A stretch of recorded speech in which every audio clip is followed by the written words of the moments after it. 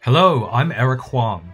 You're listening to Saint Podcast, a podcast that explores the always fascinating and often controversial lives of the saints.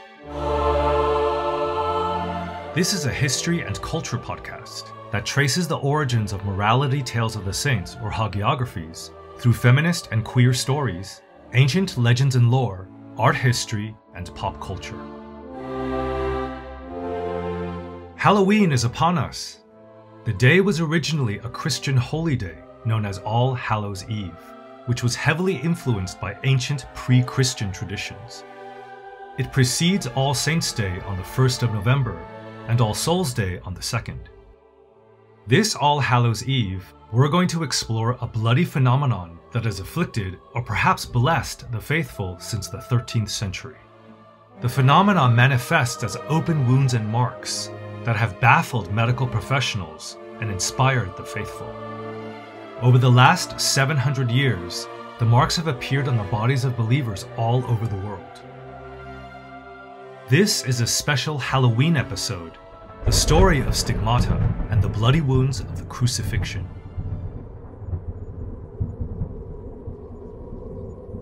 So what are stigmata? They're defined by the Catholic Church as the manifestation of the wounds of Christ's crucifixion on the bodies of the faithful. At best, they're messy, open wounds. At worst, marks that are excruciatingly painful. For the faithful, recipients of these wounds are blessed, considered lucky. Stigmata mainly manifest in Catholics. Most other Christian denominations don't recognize stigmata or stigmatics, which is the word used to describe someone with stigmata. The first record of stigmata comes from the Bible. It's in a letter written by the Apostle St. Paul to Christians living in Galatia, modern-day central Turkey. Before Paul was an apostle and a Christian, he was named Saul, a Roman official who persecuted Christians until a miraculous light threw him off his horse and led to his conversion. We met St. Paul when he was still known as Saul in the very first Saint Podcast episode. St. Stephen, the proto-martyr. St. Paul was the official who guarded the judge's robes and other belongings as they stoned St. Stephen to death. In his letter to the Galatians written in Greek, St. Paul proclaims, quote, "I bear in my body the mark of the Lord Jesus." The Greek word for mark is stigmata. This is where we get the term from. It's unclear, however, if the biblical reference to St. Paul's stigmata are figurative or literal wounds. There's then no more mention of stigmata or stigmatics for the next 1200 years or so, not until 1222. A record from Oxford in the UK by the monk and chronicler Thomas Wykes details his encounter with a man who claimed to carry the wounds of Christ on his body. The following is an excerpt from the Wykes Chronicle. Here was presented a layman, whose madness was such that he passed himself to be crucified, to the dishonor of the crucified one, declaring that he was the Son of God and the Redeemer of the world. He was incarcerated for the rest of his life and fed only on hard bread and water. This early stigmatic wasn't believed and died in prison. He's also the only stigmatic we know of to ever claim to be Jesus Christ. According to hagiographic sources, stories about saints, only 2 years later, in 1224 in Italy, the historic figure Saint Francis famously exhibits his stigmata. The story goes that a 42-year-old Francis retreats to a mountain in the Apennines called La Verna for 40 days of fasting and prayer. One morning while praying, Francis sees a vision. A seraph or six-winged angel appears. The angel is crucified on a cross. In art, this divine being often appears as Jesus himself, with the 6 wings of a seraph. The seraph burns the marks of Christ's crucifixion onto St. Francis's body. The miraculous act is nearly always depicted by laser-like beams emanating from each of the Christ seraph's wounds. The beams sometimes look like strings, which makes St. Francis look a bit like a marionette, attached to and controlled by the floating angel Christ figure. These marks of the crucifixion, burned onto St. Francis's body by the seraph, are what Catholics call the holy wounds.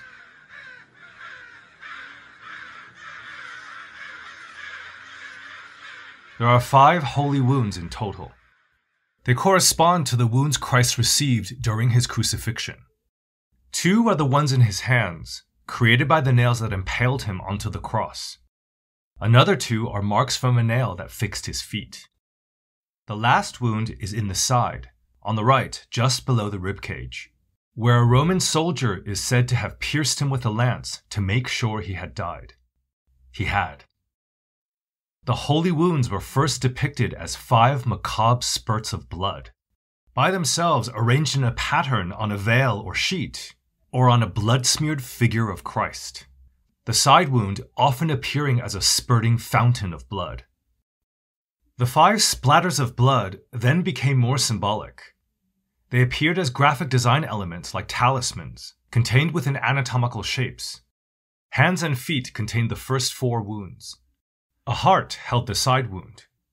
Other anatomical symbols also appeared in these tableaux, especially the eye of providence, the watchful eye of God that sees all. The heart shape sometimes bore all 5 holy wounds. Usually the side wound was the only wound inside the heart. Often it was the heart, a bloodied, sacred heart. Even more intriguing is how the side wound then gained a divine significance and symbolism all of its own. In the Gospels, the side wound is said to have bled profusely when the soldier pierced it.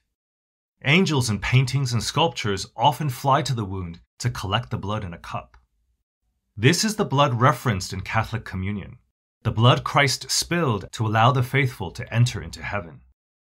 It's this sacrificial act of freely giving his blood and giving up his mortal life that symbolically and also literally gives birth to the Christian Church. In the medieval era, artists reoriented the horizontal wound made by the soldier's lance. They turned it into a vertical cut and illustrated the side wound as a vagina. A handful of medieval illuminations of this vagina side wound have survived.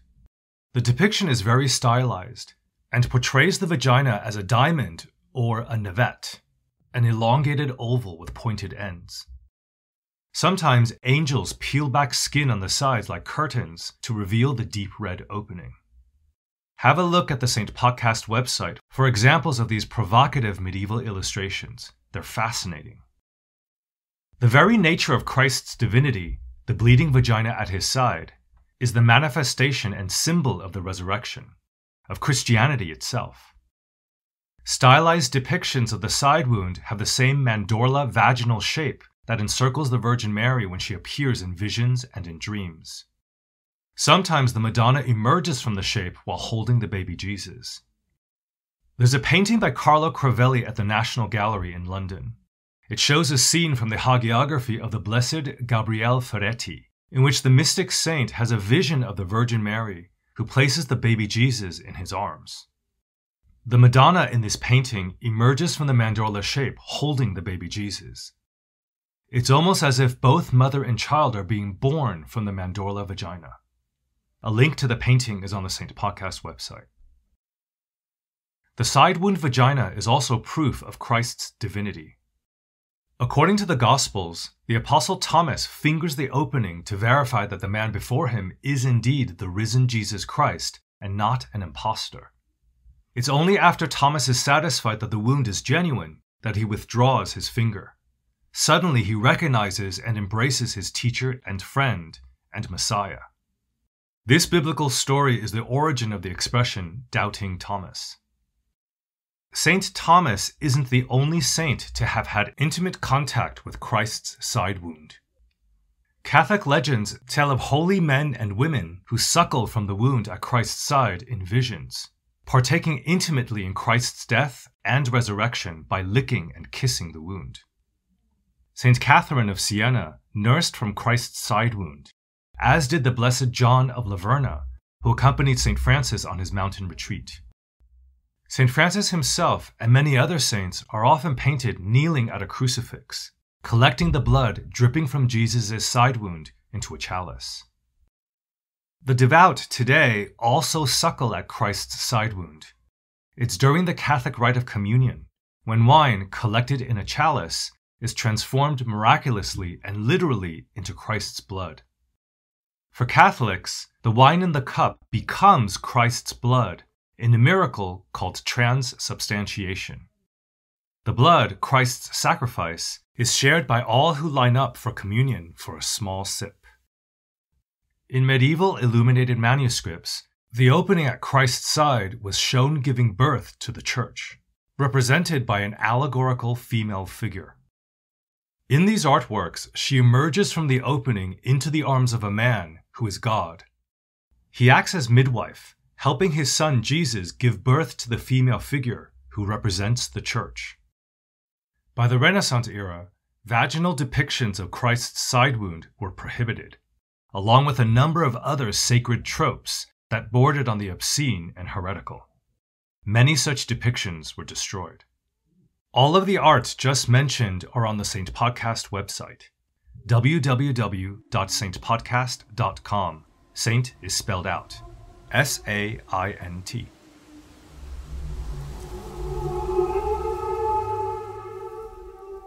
It's the 5 holy wounds, or combinations of the 5, that appear on the bodies of stigmatics. These are often accompanied by bloody marks from the crown of thorns that cut into Christ's head, blood within the eyes or pouring forth from them, whip marks from the flagellation, and numerous cuts and abrasions, gruesome injuries present in so many devotional images. There's no standard as to which of the 5 holy wounds appear, only that they correspond to the holy wounds, and that the bloody marks most often mirror the wounds depicted in images and stories that are familiar to the stigmatic. Sometimes the wounds are quite disturbing. If you Google stigmata, you'll encounter photographs of modern stigmatics that show blood streaming from the eyes, flowing all over the face. None of these images will be on the Saint Podcast website. If you choose to look them up, be forewarned. Okay, back to St. Francis.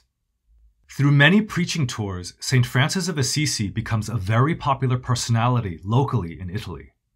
His widespread cult and celebrity as a stigmatic doesn't develop until the mid-13th century though, not until the decades after his death. St. Francis's cult was actively promoted by Pope Gregory IX. Gregory rushed through Francis's canonization, making the monk a saint in record time. The Pope's patronage of the monk during his life, and afterwards in death, were part of clever political tactics waged by Gregory IX against his nemesis, the Holy Roman Emperor, Frederick II. St. Francis's cult was designed by the Church around his stigmata. These were holy wounds that linked the new saint directly with Christ, which therefore linked Pope Gregory, the man who made Francis a saint, to Christ as well. The association between Gregory IX and St. Francis cast an aura of divine approval to nearly everything Gregory did, and helped to shore up support for the Pope against the Emperor. The Vatican's official patronage spread St. Francis's legend and popularity far and wide beyond his native Italy. Fabric from clothing and bandages that were said to have soaked up the blood and fluid emitting from Francis's stigmata were collected, then distributed as relics throughout Christendom. Cleverly edited hagiographies, as well as art of St. Francis and his stigmata, were actively encouraged and commissioned by the papacy. The clever promotion of St. Francis the Stigmatic gave birth to a powerful order of Franciscan monks and nuns. The new monastic order spread around the world, hand in hand with European colonial conquests. The stigmata that had famously appeared on St. Francis's body now started appearing on the bodies of his followers. Documents detailing dozens of stigmatics have survived. Brother Dodo, who died in the early 13th century when a wall collapsed on him, was discovered to have had wounds on his hands and feet mirroring St. Francis's wounds. In 1237, a wound appeared on the hand of the Blessed Helen from Hungary on St. Francis's feast day. In 1268, Christina of Stammeln in Germany received the 5 holy wounds, and also one on her forehead. Christina, who was a Beguine, a holy woman who isn't a nun but lives a life of prayer and penance, was said to have had wounds that bled every Easter, the day Christians believe Jesus received the original 5 holy wounds. Christina was known to fall into orgasmic raptures when she prayed. She was regularly attacked by demons, who infested her bed with fleas. The Blessed Angela Foligno is a stigmatic who, according to her legend, survived 12 years living only off the Eucharist. Eucharist is the disc-shaped unleavened bread Catholics consume along with wine during communion. Whereas ordinary wine is literally transformed into Christ's blood, the Eucharist literally becomes Christ's flesh, his body. Like Christina, Angela Foligno was regularly attacked by demons. The link between stigmatics and demonic attacks and demonic possession is well established, as are miraculous visions and healing. Many paintings of the stigmatic and mystic Saint Catherine of Siena show her exorcising demons from demoniacs, which is the term for someone possessed by demons. Saint Catherine of Siena is a 14th century nun, author, and theologian who had a tremendous impact on European politics and Christian theology. She was a highly skilled diplomat and statesman who negotiated with and influenced both secular and religious leaders on behalf of another Pope Gregory, Gregory XI. It was in Pisa in the year 1375, while on another successful diplomatic mission, that St. Catherine received her own holy wounds. Many witnessed the emergence of her painful stigmata. Others testified to her ability to levitate whilst in a trance, a liminal state that she herself described as unimaginably painful and pleasurable, a divine ecstasy. Like other stigmatics, St. Catherine of Siena had visions in which she was married to Christ. The Virgin Mary, saints, and angels were witnesses and officiants at the mystical wedding. We met another St. Catherine in a St. Podcast Martyrs episode, St. Catherine of Alexandria, who was also married to Christ. Most stigmatics through history and even today are women. Most stigmatics have been hospitalized for psychological conditions. Nearly all have had a history of physical, sometimes sexual abuse, and many come from tight-knit communities in which religion plays a major role in their everyday lives, places like monasteries and small rural towns. The demographics of stigmatics mirrors the demographics of demoniacs. A handful of demoniacs have also exhibited stigmata, which have been interpreted by the faithful as a deception by the devil to pass off demonic possession as a divine occurrence. The demonic possessions of entire convents scandalized 17th century Christians, particularly in France. We discussed the Loudun possessions in detail in the Martyrs episode about Saint Ursula and her 11,000 virgin companions. All the nuns at the convent were allegedly possessed by demons under the control of a handsome playboy priest named Grandier. Convents in other parts of France were also witness to the mass possession of their nuns. The events mirror the possessions and witch trials at Salem, in which groups of women exhibited demoniac behavior all at once. This group phenomenon also applies to stigmatics. Several people in the same area often exhibit stigmata within months of each other. A well-documented example comes from Austria. In the 1830s, 3 women in the Tyrolean Alps all became stigmatics within the span of several months. As far as we know, they weren't aware of the others' existences. The first was Maria de Morel, a Franciscan who kept her stigmata a secret. It wasn't until a Corpus Christi celebration at her home that the bloody marks were discovered. Eyewitnesses claim she levitated from her bed.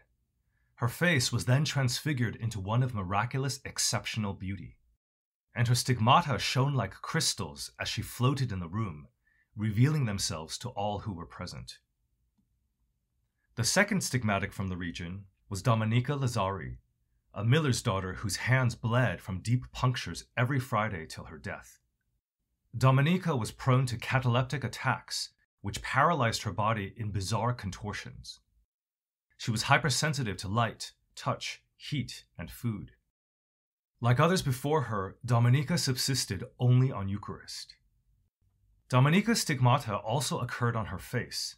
Blood emanated profusely from her eyes and ears, sometimes for hours. The blood on her feet was said to flow over her toes, even when she was lying down, defying gravity to flow the way it would have done had she been hanging vertically, crucified on a cross like Christ. The last of the three is Crescentia Neerkluch. Almost nothing has been recorded about her, except that she was a stigmatic from the same Tyrolean region as the other two. Dozens more stigmatics are recorded from the 19th century. One of the most well-known is the Blessed Anne Catherine Emmerich. Emmerich was a celebrity mystic from Germany. Notable figures from all across Europe contacted her for spiritual advice. She wrote extensively about her stigmata, her suffering, and her many visions, especially around the Virgin Mary and Saint Ursula. Her works have influenced modern Catholic theology. The mystics' stigmata were examined by medical officials, who were divided on their authenticity. In addition to the 5 holy wounds, it was said that Anne Catherine had the image of a Y-shaped cross inexplicably imprinted on her breastbone. The mark was identical to the cross at her local church, which led medical professionals to conclude that her wounds were psychosomatic.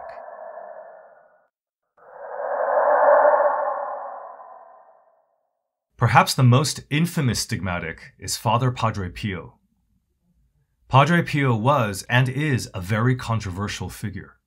We discussed his life and some of the controversies around his canonization and cult of personality in the intro episode to the Mystic season. Padre Pio, the problematic stigmatic. Pio was a charismatic Italian cleric who was born in 1887 and died in 1968. His incorrupt body, a body that the faithful attest is protected by God even in death as it doesn't seem to decay, has been on extensive tours across Italy. It was said Padre Pio fought off physical attacks by Satan and lesser demons throughout his life. He possessed miraculous healing powers, powers of prophecy, and the ability to levitate and also translocate, being able to project one's physical body to occupy more than one place at the same time. Padre Pio's stigmata have been documented with photographs and videos. He often conducted Mass with blood seeping from the wounds in his hands. The priest exhibited the holy wounds all his adult life. He also sometimes displayed marks from an invisible crown of thorns on his head. Padre Pio never permitted the wounds to be examined by physicians or any independent sources outside his immediate circle of confidants. For Pio, testing a miracle would be a heresy. Here's an excerpt from a letter Padre Pio wrote to his confidant and friend Padre Benedetto that describes the emergence of the stigmata. Last night, something happened which I can neither explain nor understand. In the middle of the palms of my hands, a red mark appeared, about the size of a penny, accompanied by acute pain in the middle of the red marks. The pain was more pronounced in the middle of the left hand, so much so that I can still feel it. Also under my feet, I can still feel some pain. Biographer Reverend Charles Mortimer Carty noted in 1968 that Padre Pio's wounds smelled of, quote, violets, lilies, roses, incense, or even fresh tobacco.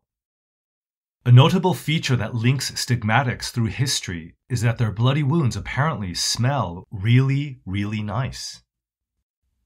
Padre Pio was canonized as a saint with great ceremony in 2002 by Pope John Paul II. Catholics, however, are still split between those who believe his wounds to be miraculous and mystical, truly the holy wounds of Christ, and others, including 2 popes who declined to make Pio a saint, Vatican doctors who examined his case, and Agostino Gemelli, the founder of Milan's prestigious Catholic University of the Sacred Heart. Gemelli famously and very publicly called Padre Pio a self-mutilating psychopath. Shortly before his death, officials within the Catholic Church discovered that Padre Pio had copied writings about his mystical experiences from a contemporary Italian stigmatic named Gemma Galgani, who became a saint in 1940. Gemma was born in Caponori, Italy in 1878 and died at the age of 35 in Lucca. She was educated at a Catholic boarding school where, at the age of 16, she survived spinal meningitis against all odds, something she attributed to divine intervention. When Gemma was 18, her parents died, so she dropped out of school to raise her siblings while working as a maid for a wealthy family who took them in. On the 8th of June, 1899, Gemma's Stigmata appeared. Here's her own account of their genesis. The Blessed Virgin Mary opened her mantle and covered me with it. At that very moment, Jesus appeared with all his wounds open. Blood was not flowing from them, but flames of fire, which in one moment came and touched my hands, my feet, and my heart. I felt I was dying, and I should have fallen down, but my mother, who supported me and kept me under her mantle. Thus I remained for several hours. Then my mother kissed my forehead. The vision disappeared, and I found myself on my knees, but I still had a keen pain in my hands, my feet, and my heart. I got up to get into bed, and I saw that blood was coming from the places where I had the pain. I covered them as well as I could, and then, helped by my guardian angel, I got into bed. The mother figure mentioned by Gemma is the Virgin Mary. Several cases containing relics of Gemma Galgani, linens and handkerchiefs that soaked up the fluids from her stigmata, are on display at a sanctuary dedicated to her at a monastery in Lucca. Gemma Galgani was a contemporary of Padre Pio's, but Pio disavowed knowledge of Galgani's work.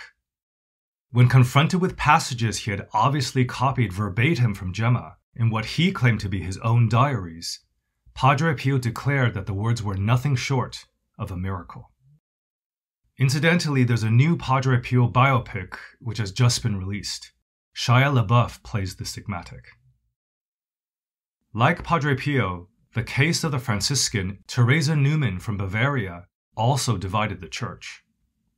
Born in 1898, Teresa had a history of falls and injuries. She also had bouts of blindness all her life, sudden attacks of paralysis that lasted for days, and she suffered from severe bed sores so extreme that they exposed bone. On March 5, 1926, the first of Teresa's stigmata appeared. It was an open wound just above her heart. She started having visions. Shortly afterwards, the other holy wounds opened on her hands and feet and on her side.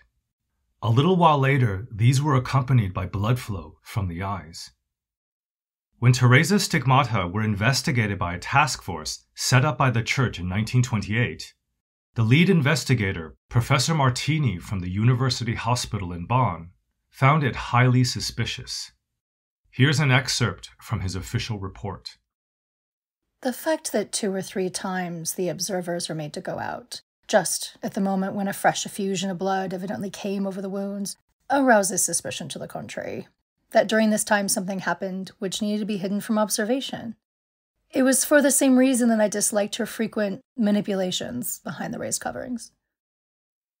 Even though eyewitnesses saw Teresa creating her stigmata, she never seemed to be aware of what was happening.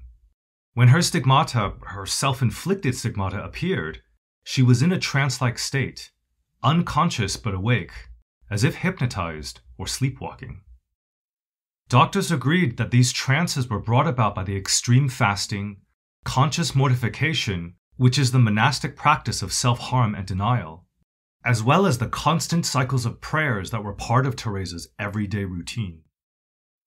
The controversy surrounding stigmatics like Padre Pio and Teresa Neumann shouldn't cast a dark shadow on all stigmatics. Many, in fact most, are earnest. There's no evidence of conscious fraud. The vast majority of stigmatics seem to truly suffer from inexplicable wounds they believe to be the wounds of the crucifixion. In 1992, Heather Woods, the deacon of an Episcopal church in Lincoln in the UK, exhibited her first stigmata. She's one of the few non-Catholic stigmatics. Here's a paragraph about Heather Woods from Ted Harrison's fantastic book, Stigmata, A Medieval Mystery in a Modern Age.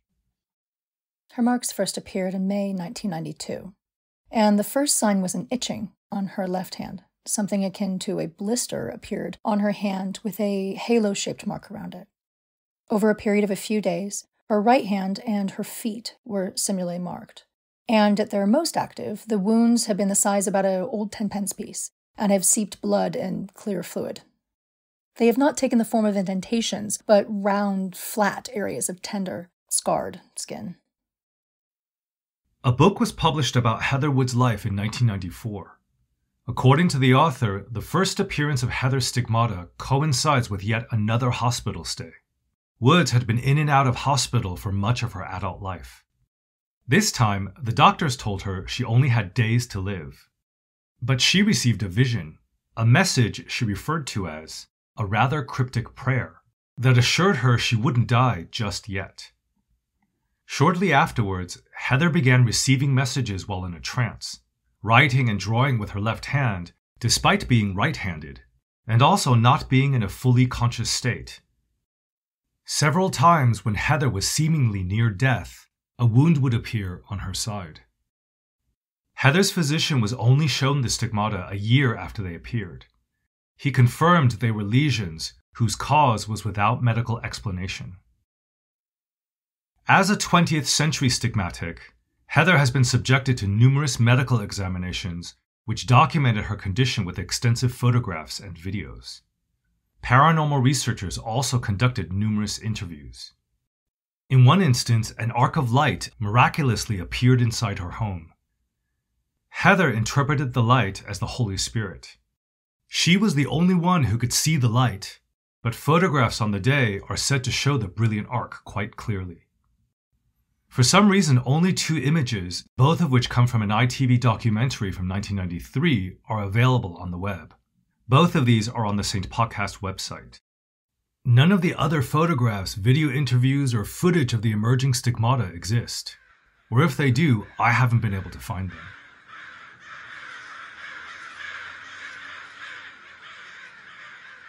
There are dozens of cases of stigmata that we could discuss from the time of St. Francis till today. There's George H. from Scotland, St. Catherine of Genoa, Jane Hunt from Derbyshire, Teresa Musco from Naples, the Belgian Louise Lateau, Mary Rose Ferren from Rhode Island, and many, many, many more.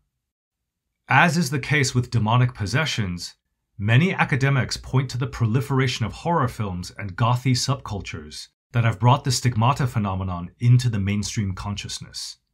So much so that in the 2000s, there was an injury amongst gamers called Mario stigmata. These open wounds on the palm were caused by holding the handheld Nintendo controller too tightly and moving the joystick with the flat of the hand while playing Mario for extended periods of time. There's also IKEA stigmata, which manifests after not reading the instructions carefully and using the wrong tool with your palm to assemble the Swedish company's flat-packed furniture. According to academics, this pop culture ubiquity of stigmata has caused an increase rather than a decrease of stigmatics today, although the Catholic Church now keeps a tight lid on the subject. So what causes stigmata? Medical professionals would cite childhood trauma, an adult life riddled with severe illnesses requiring frequent hospital stays, and psychological concerns that induce psychosomatic wounds. The phenomena of stigmata can be compared to common ailments like headaches, back pain, eczema, spots, or pimples, which are all exacerbated, oftentimes caused by stress and overall mental and physical health. Cases of stigmata are generally more severe and accompanied by psychological trauma.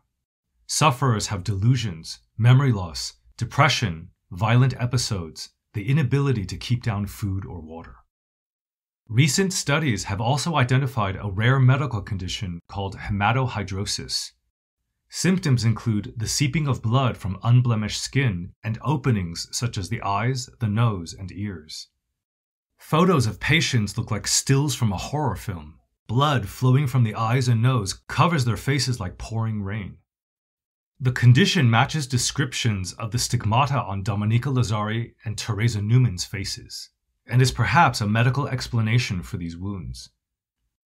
Just like stigmata, hematohidrosis seems to mainly afflict women. The condition is caused by severe stress and trauma. It's far more prevalent in underdeveloped nations though, whereas stigmatics tend to come primarily from the Catholic West, wealthy regions like Europe and North America. That said, 20th century cases reveal a new trend with numerous reported stigmatics from Catholic India, Africa, the Pacific, and Latin America. Japan and Korea now have numerous stigmatics. Both nations are flourishing economies with large middle-class populations steeped in Western goth pop culture. The perfect conditions for modern stigmata to emerge.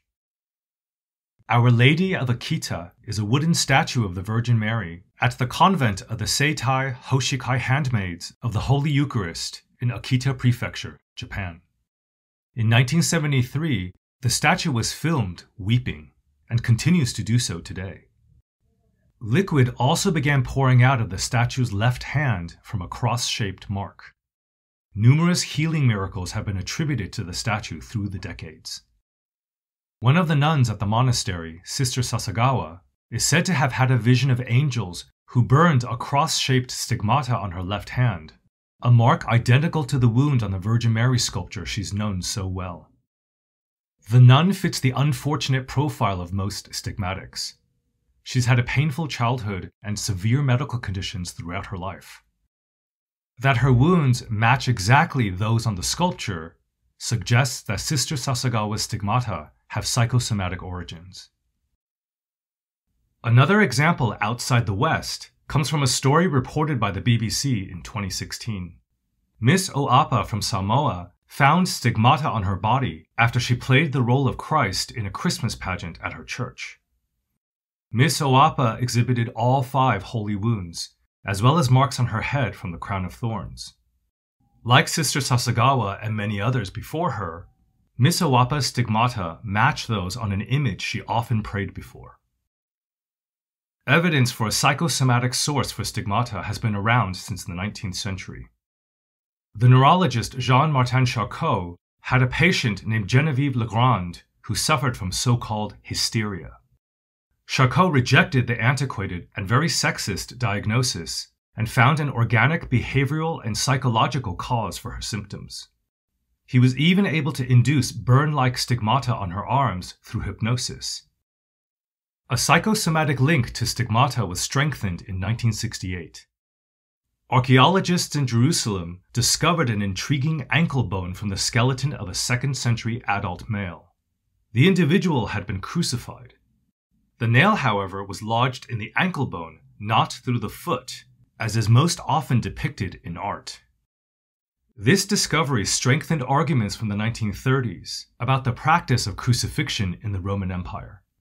Researchers conducted experiments using cadavers and showed that nails driven into the hands wouldn't hold the weight of an upright body.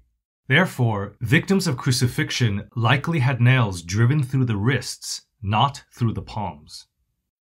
Stigmatics who are familiar with this theory bear 2 of the holy wounds on their wrists rather than their hands, even if the statues and devotional images they pray before depict nails through the palms.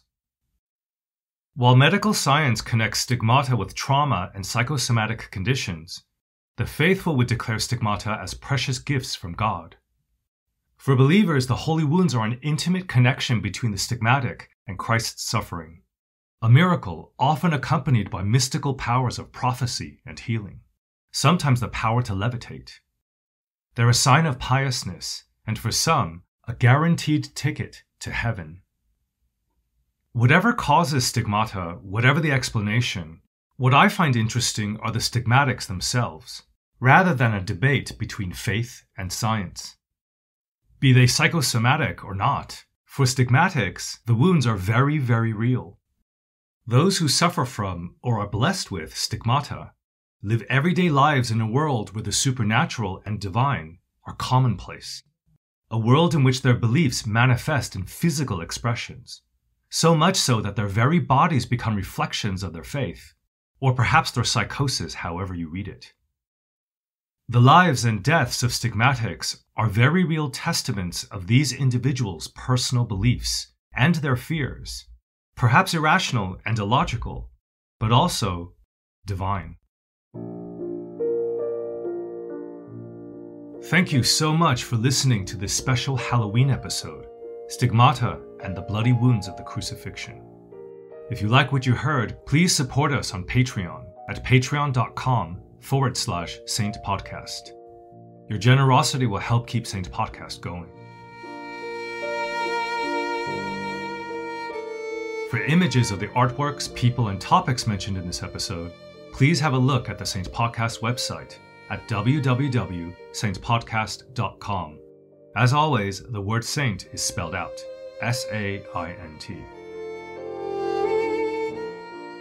Special thanks to Dr. Ramani Reagan for the readings in this episode. Ramani is a research fellow at the Museum of the Home and a collector of legends and lost histories on her blog, Blackthorn and Stone. You can find her on all the socials with the handle Miss Romney. That's M-S-R-O-M-A-N-Y. The Halloween sound effects are from Pixabay. Thank you again for listening and stay tuned for future special episodes.